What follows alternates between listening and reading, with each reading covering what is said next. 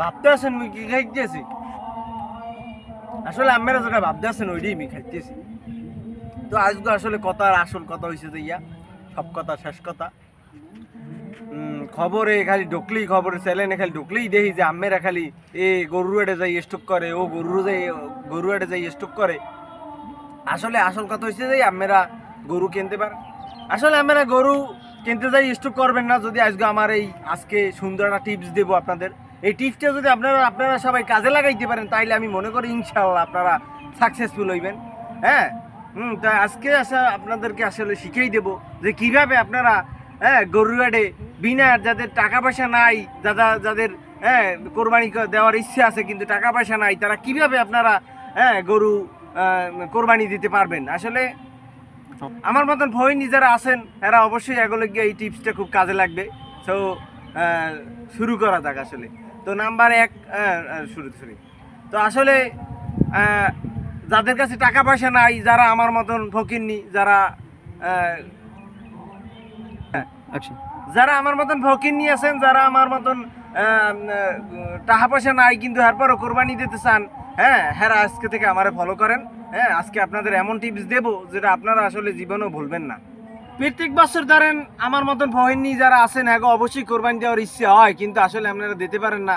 আমি বুঝি, আসলে আমাকে দুঃখ কষ্ট বুঝি, কিন্তু প্রত্যেক বছর আমার জ্বালা আমি যেমনি মিডিয়াই কোরবানি দেওয়ার ইচ্ছে হইলেই আমি যেরকম আমার জ্বালাগুলো মিডিয়াই আমেগো আজকে এই টিপসগুলো শিখিয়ে দিব। আমরাও যদি এই রুলসগুলো অ্যাপ্লাই করেন হেলে আমেগো আর জীবনে কোরবানি যোগায় যে কোরবানির যে একটা আউশ ওঠে এটা মিটতে যাইবে। তো আসলে প্রথম ছোটে আমরা করবেন যাইয়া যে প্রথম ছোটে আমরা কোরবানির আড়ে যাইবেন, আড়ে যাইয়া যে গরুগ্য পছন্দ হইবে, যে ব্যাপারীর গরুগ্য পছন্দ হইবে, এই ব্যাপারীর দ্বারে যাইবেন। আস্তে যাইয়েই না, আস্তে যাইবেন না, আস্তে গেলে সমস্যা। জোরে যাইয়ে লোক হ্যার পাউদুগ্য জড়াই ধরবেন, পাউদুগ্য জড়াই ধরিয়েই কান্নাকাটি শুরু করে দেবেন যে কাকু মুই জীবনেও কোরবানি দিন আজকে এইবার মোর ফকিরনি মনে খয়রাতে মার কাম চিনতে পারবে না। সরি, কাকু মুই জীবনে কোরবানি দিই নাই, আজকে মুই একটু কোরবানি দেওয়ার ইচ্ছে হয়েছে এবছর, তাই আমার বাদুরি ধরছি কাকু মোর একটা সিস্টেম করে দেন, মুই এটা কোরবানি দিমু।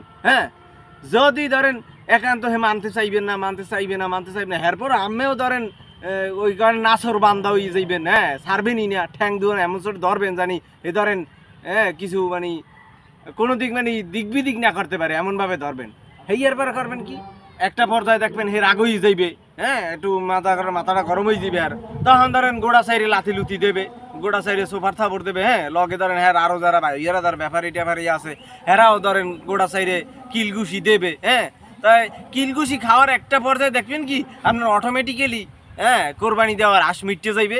তাই হেয়ার পরে দেখবেন আর এহকালে আর কোরবানি দেওয়ার ইচ্ছে হইবে না। যখন ধরেন একটা পর্যায়ে আমরা ধরেন কিলঘুষি লাথি পিছা তো নাই লাথি লুতি মারবে ব্যাপারীরে মিললা, তখন ধরেন একটা পর্যায়ে আমরা ধরেন খয়রা কোরবানি দেওয়ার আশ মিটতে যাইবে। তাই লাথি ঘুষি খাইয়ে আবার ধরেন কোরবানি দেওয়ার আশ মিটতে যাইবে। তাই এই বছরের জন্য আমরা ধরেন এই বছরের জন্য ধরো এই টিপসটাই আমি মনে করি যথেষ্ট। আপনারা তো এই টিপসটা অ্যাপ্লাই করেন অবশ্যই আপনাদের কোরবানি কোরবানির আউশ মিটতে যাইবে। কোরবানিতে টাকা না খুয়াইয়াও কোরবানির আউশ মিটেন না, এইটারে বলে টেকনিক ভাই, বুঝছেন? এইগুলো হচ্ছে তাই আমাকে মাথার অনেক বিশ্লেষণ করে অনেক গবেষণা করে এইসব টেকনিকগুলো বাই করছি।